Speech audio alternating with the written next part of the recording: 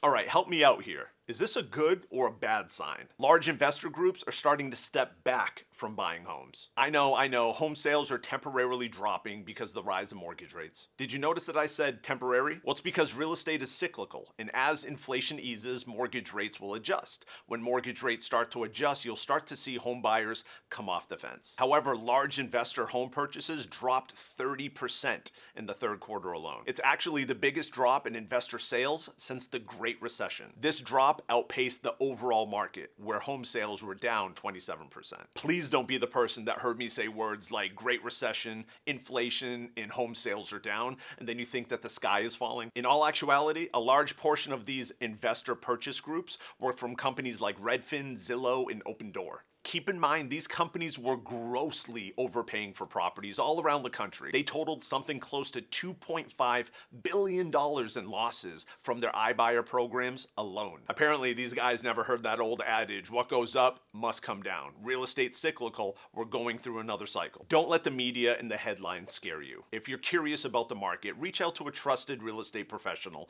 and let them walk you through the current temperature of the market.